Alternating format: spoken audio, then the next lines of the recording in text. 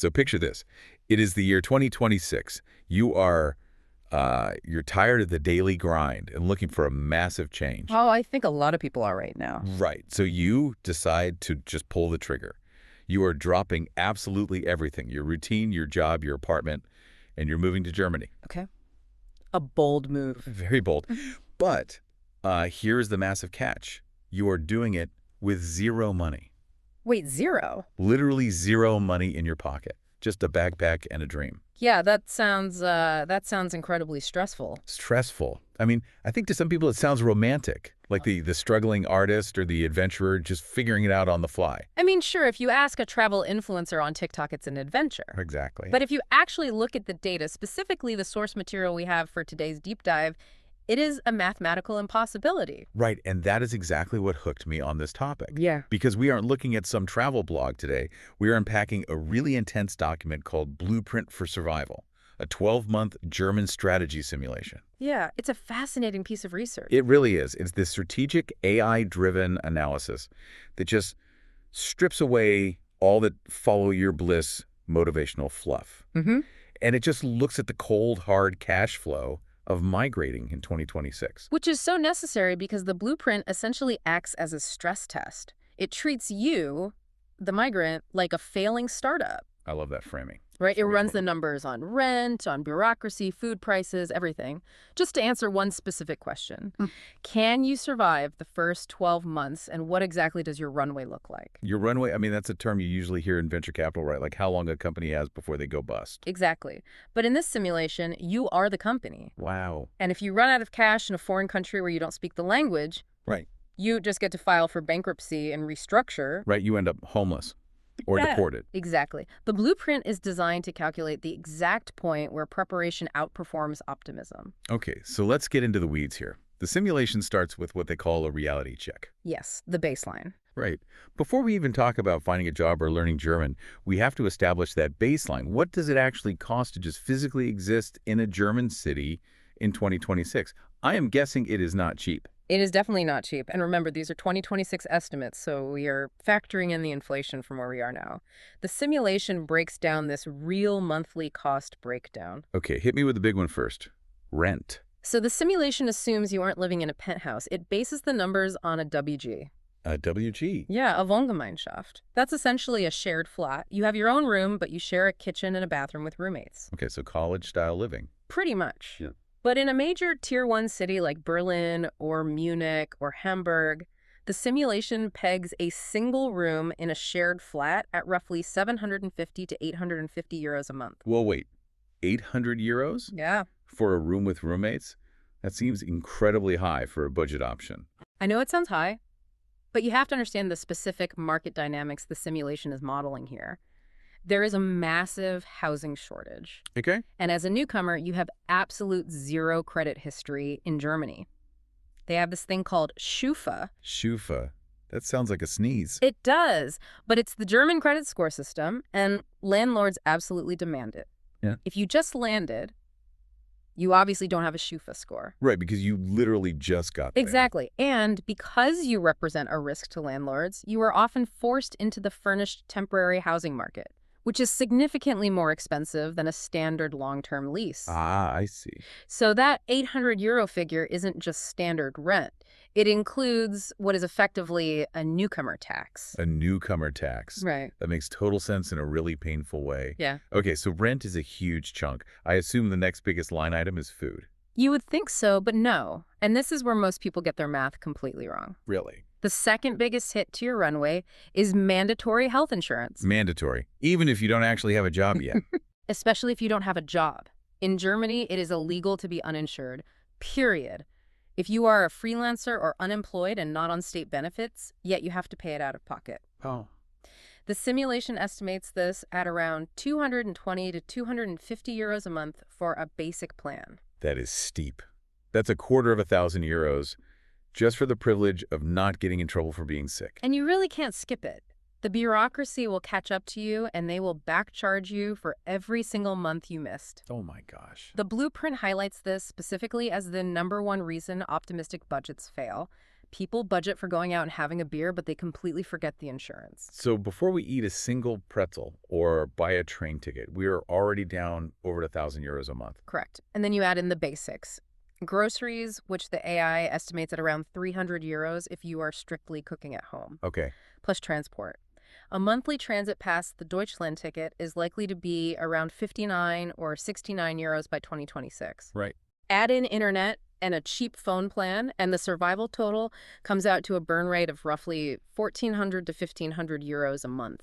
1,500 euros just to tread water. Just to exist. No parties, no travel, no buying new clothes, just physically existing. Man. Okay, that brings us to what I think is the most fascinating part of this document, the AI simulation section. Yes. This is where it gets really strategic. Right, because it takes this 1,500 euro burn rate and it runs it against 4 different starting bank balances. 0 euros, 1,000 euros, 3,000 euros, and 5,000 euros. Right. And it analyzes those 4 scenarios based on runway, risk, and a concept they call the stability window. Let's start with the romantic adventure scenario. 0 euros, you land with empty pockets.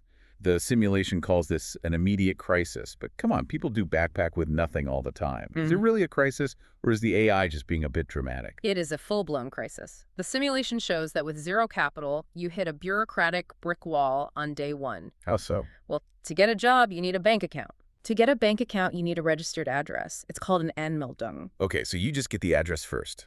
How? You have 0 money. You cannot pay the deposit for a flat. You can't even pay for a hostel that would legally let you register there. Well, couldn't you just sleep on a friend's couch and use that address? Not legal, no.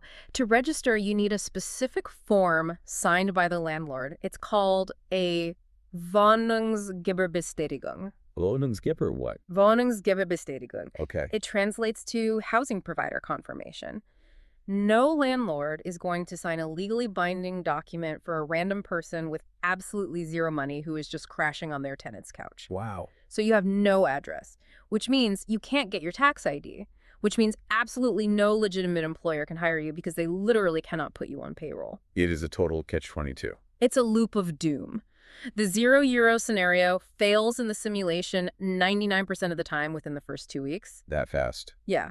You either end up working under the table illegally, which is super dangerous and low pay, or you just have to fly home. Wow. Okay, so the romantic dream is completely dead on arrival. What if we have a little bit of cash, though? The 1,000 euros scenario. To a lot of people, $1,000 feels like a decent chunk of change. It feels like it, sure. But do the math on that burn rate we just broke down. 1,500 euros a month just to exist. Oh, right. If you land with 1,000 euros, your runway is... Less than 3 weeks. Exactly. And that is assuming you find a place immediately, which you won't. The blueprint actually argues that the 1,000 euro scenario is almost more dangerous than having nothing. Why is that? Because it gives you false hope. Exactly, false hope. You pay a deposit, you buy some groceries, and suddenly you're back at 0 anyway. But now you are stuck in a foreign country with rent due in 5 days. The panic sets in immediately, and you make bad decisions. So where's the actual sweet spot?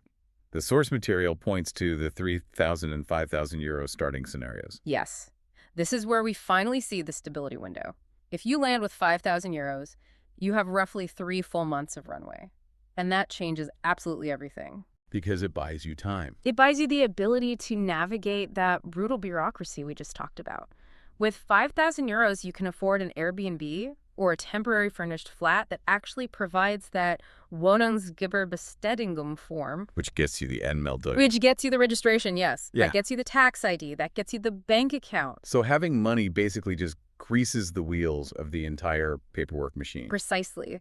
You aren't operating out of pure desperation on day 1. You can actually walk into a job interview showered and fed and with all your paperwork completely in order. That makes a huge difference. It does. The 5,000 euro candidate looks stable and reliable to a landlord and an employer. The 0 euro candidate just looks like a liability. It really highlights that the concept of a runway isn't just about buying food to eat. It's about buying legitimacy in the eyes of the system. That is a brilliant way to put it. Yes. Yeah. Okay, so let's assume we listened to the blueprint. We saved up. We have our 5,000 euro runway. Now we are actually on the ground in Germany. The simulation breaks this first year down into distinct phases. Phase 1 covers months 1 and 2.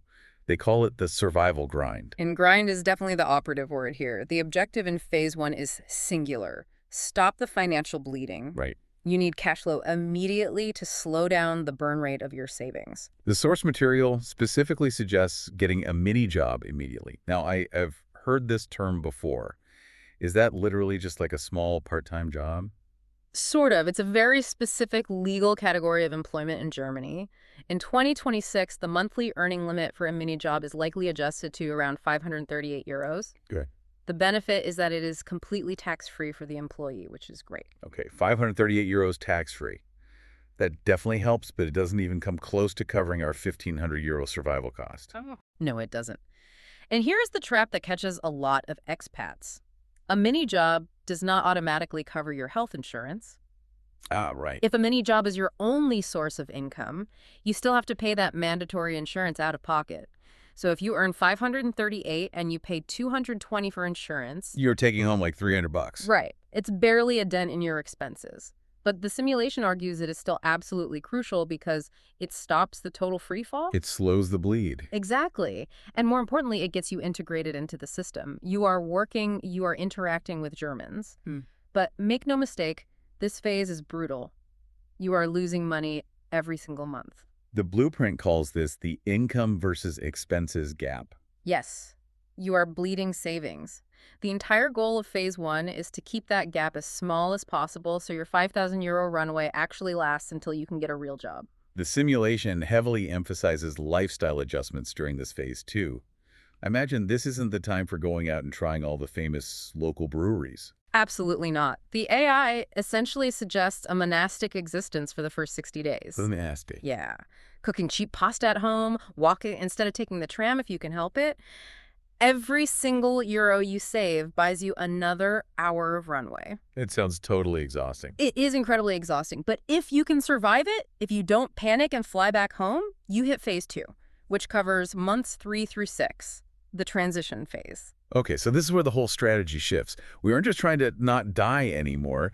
We are trying to actually build a functional life. Correct. The experts who designed the simulation outline 3 main pillars for this transition period: upskilling, language improvement, and applying for MIDI jobs or full-time roles. Let's talk about the language piece. I feel like everyone online always says, oh, you can easily get by with just English in a place like Berlin. Well, you can get by socially. You can absolutely order a coffee in English. But the blueprint is looking strictly at economic survival. To get a job that pays more than minimum wage, a job that actually allows you to save money, you usually need to speak German. The simulation identifies language proficiency as the single biggest lever you have for increasing your income. So dragging yourself to a German class after your exhausting mini-job shift isn't really optional. Not if you ever want to stop bleeding money. The simulation treats language learning as a high-yield financial investment. The ROI on learning German is literally higher than any stock you could pick because it unlocks 90% of the job market. That's a great perspective. And what about this midi-job concept? You mentioned that as the third pillar. Right, so a MIDI job is the step right above a mini job. It pays more, usually between that 538 up to 2,000 euros. And crucially, it includes health insurance contributions. So this is where the employer finally starts paying for that 220 euro insurance bill. Exactly. That is the massive turning point in the simulation.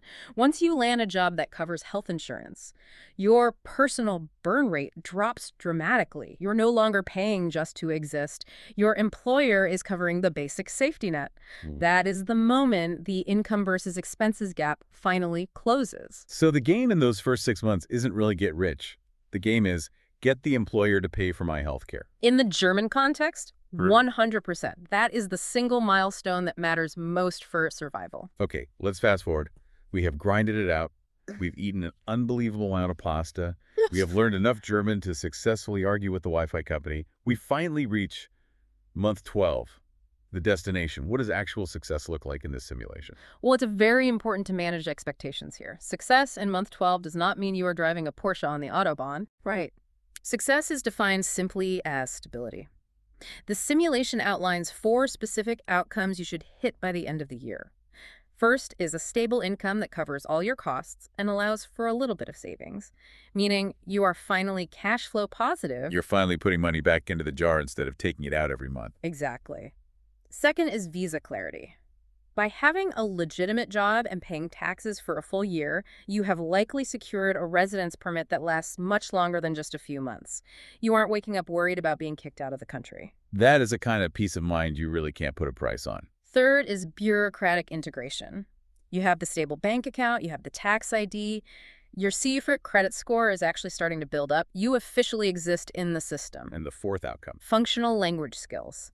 You aren't reciting Goethe or writing poetry, but you can handle a doctor's appointment or understand a letter from the tax office without having a complete panic attack. It really seems like the ultimate bar for success in this entire year-long simulation is just normalization, just having a normal, slightly boring life. That's it.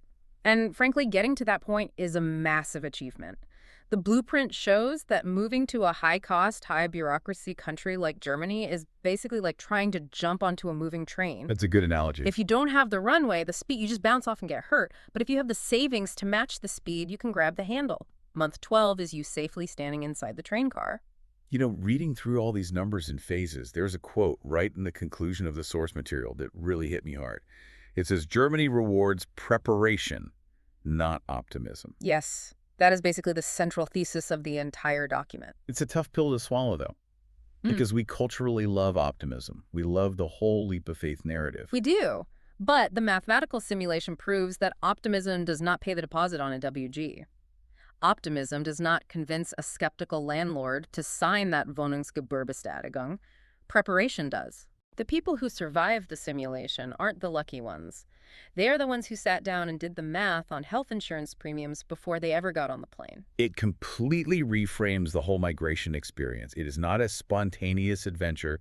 It is a highly complex project management challenge. Exactly. If you treat it like a fun vacation that never ends, you will fail. If you treat it like a logistical operation, you can actually build a really great life. So for you listening right now, whether you are actually planning to move to Germany or just looking at making a massive life change, the core lesson is exactly the same. Check your runway. Run the hard numbers, don't just guess. And that brings me to the final thought I want to leave you with today. We have been talking about Berlin and euros and mandatory health insurance for the last 20 minutes. But I want you to look at your own life right now. Maybe you are starting a new business. Maybe you're buying a house or changing careers. Where are you currently relying on optimism? Where are you just hoping that things will work out or telling yourself you'll figure it out on the fly when you really should be sitting down and building a runway instead? That really is the ultimate question. Are you banking on a miracle, or are you actively preparing for the grind? Something to seriously think about while you check your bank account tonight. Thank you so much for joining us on this deep dive into the blueprint for survival. Thanks for having me. See you next time.